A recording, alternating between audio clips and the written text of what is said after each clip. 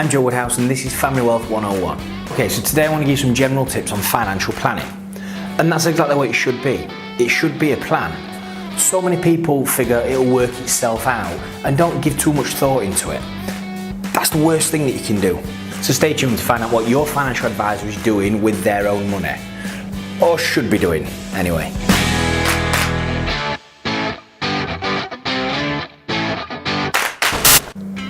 So first things first, know your numbers.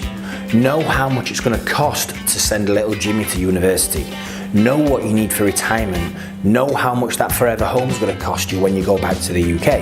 And then track that back to today and work out exactly what you need to be doing today, every single month to get you there. And don't put it off. The longer you leave this, the harder it's going to be. Remember, Rome wasn't built in a day. Tune out to all the noise. Everyone's an expert. One thing I've heard in the past is, I need to speak to my brother. What does your brother do? Oh, he's an engineer, but he's got 2 properties. Right? If I've got a better car than you, does it mean I know how to fix it? No, probably quite the opposite. And don't give in to these flashy pop-ups that you see on Facebook or Instagram or these apps on your phone. It's scaremongering. Transfer your pension today or lose it to the government. It's just not true. Save a minimum of 20% of your salary for the long term. If you're an expat, chances are you're earning more money than you did back home and you're earning it tax-free. So cut the bullshit. Oh, I've got setup costs. Oh, it's so expensive in Dubai. No, stop spending £6 a coffee 5 times a day. And how often do you really need to go on that £100 brunch to the Atlantis? Okay, so to highlight my point, we've done a very simple diagram.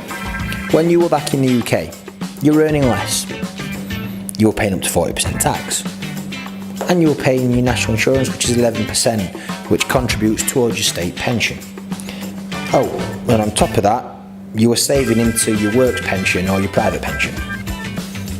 But you're not in the UK anymore, you're an expat, where you now, chances are you're earning more, you're not paying tax, chances are you're also not paying your national insurance, and you're not saving towards your retirement. Come on. Pay your credit cards off in full every single month. I started my career at Lloyds Bank and I saw firsthand the states and the messes that some people get themselves into with credit cards and with store cards. Seriously guys, just pay them off, okay? If you've not got the money in your current account for that Ultra HD 12K military grade drone, do you really need it? Max out your tax beneficial savings.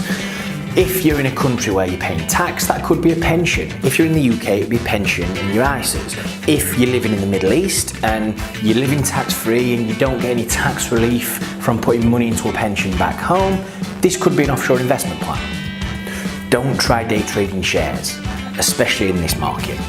Very, very, very few people outperform the market by doing this.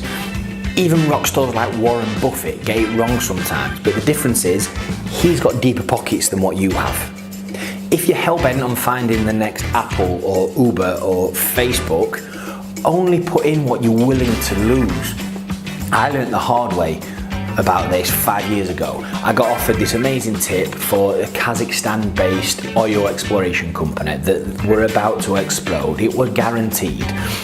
So I put quite a large chunk of my wedding fund into it, 12 months before I tied the knot. Needless to say, it didn't work out. You live and learn. I learned the expensive way, or you can just listen to me. Do buy well-diversified mutual funds and exchange-traded funds, or ETFs, and hold them. It's about time in the markets, not timing the markets. Look at investing as a long-term approach and stick to it. Don't take a retirement plan or a pension out when you're 43 and after 6 months, because the markets haven't quite gone your way, try and cash it in. Tell yourself all you want you're going to do something else with the money, but you won't. You'll buy shit you don't need, put it in a cupboard you don't use, which will then sit in a bedroom that you don't actually go into. Buy a house when you're financially ready. Get on the property ladder as quickly as possible, but don't kill yourself in trying to do so. And don't count this as part of your retirement fund, unless you've got more than one. Because guess what? You always need somewhere to live. Yes, if you're living overseas, renting your house out and getting someone else to pay your mortgage off is a great idea. but it's not part of your retirement. It's your base. Let me repeat, house number one is your home. It is not part of your pension. Insurance.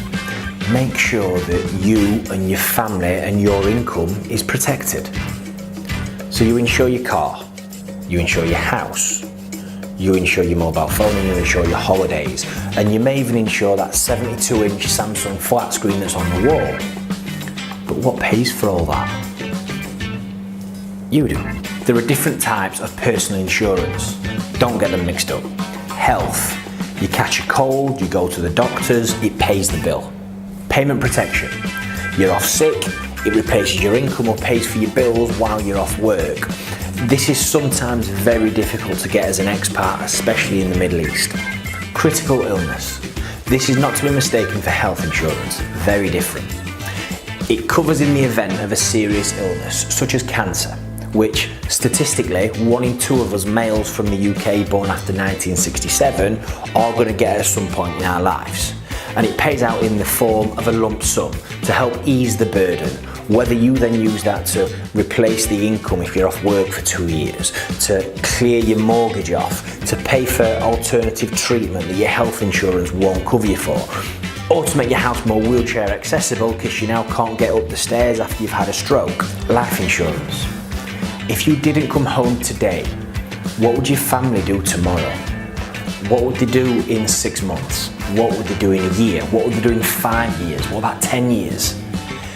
If you weren't here, would you really want that burden on your wife to have to go out and flog her guts out to pay all the bills and cover everything from your loss of earnings, as well as looking after the children, looking after the home?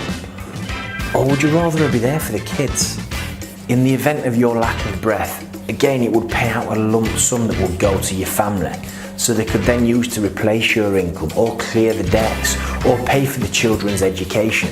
Thanks for watching the video, and I hope you took benefit from it. We didn't cover every single aspect of financial planning. That's impossible in the short time that we've got and to keep your attention span, but it's just some general tips, and it's what you should be doing as a base. If you know someone that you think will benefit from this video, please feel free to share it with them or just tag them in the comments below. I'm Joe Woodhouse, and this is Family Wealth 101.